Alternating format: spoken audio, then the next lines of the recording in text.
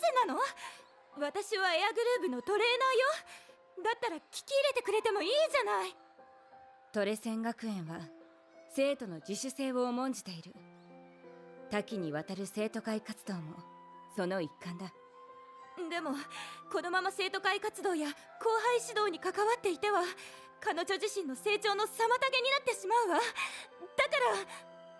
らエアグルーヴは明確な意思と目的があり活動に参加している。誰であれ彼女の同意なしにその権利を剥奪できないはずだが、君の言うトレーニングに集中するため生徒会を辞任するという件、エアグルーヴ自身は了承しているのか？それは。いえ、特に伺った記憶はありませんね。エアグルーヴ、どうしてここに？会長、お手を煩わせてしまい申し訳ございませんでした。あとは私と彼女で話をいたしますので。そうか。では私はこれで。まああまり厳しく当たってやるなよ、エアグルーヴ。努力します。さて、勝手なことをしてくれたものだな。待って、話を聞いてちょうだい。私はただあなたが無駄なことに時間を使わないようにと。無駄とはな。その発言が出る時点でこれ以上対話の余地はない。そんな、どうして？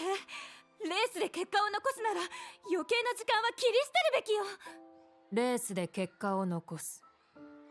ただそれだけを見据えていたのならば、私と貴様では視座が違ったということだ。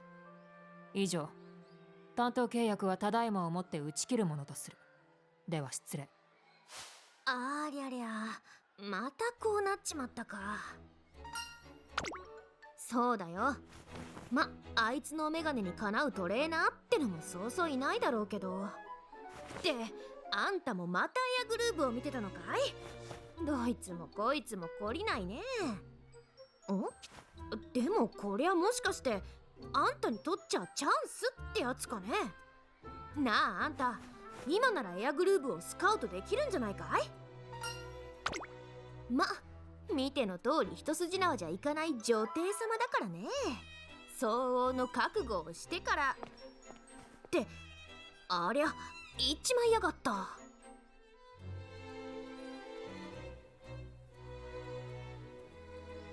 まったく、天下のトレセン学園だというのにトレーナーの質はあの程度なのか。これでは信頼のおけるパートナーなど到底。はあ？なんだ貴様は。急に現れたかと思えばぶしつけな。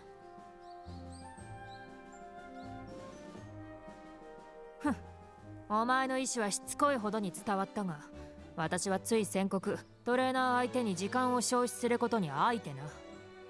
今さら新人トレーナーなどと組むつもりは。いや、待て。明日私は学内ジムにて筋力トレーニングを行う。そこでのメニューをお前が組み立ててこい。まずはトレーナーとしての実力を見せろ。話はそれからだ。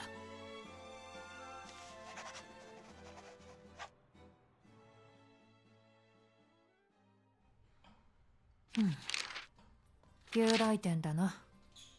トレーニングを問題なく遂行する力だけはあるようだ。では契約はこうだ。貴様はトレーナーとして私とのトレーニングのみに気を配れ。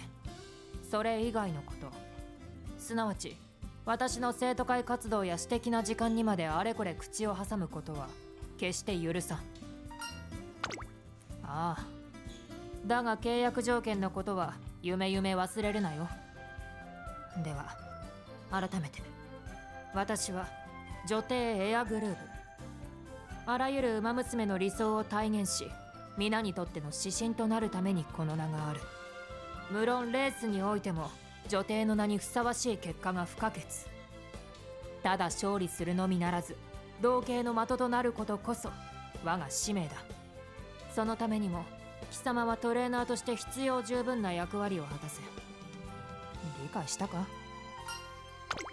頼りない返事だな。まあいい。どちらにせよ頼るつもりもないのでな。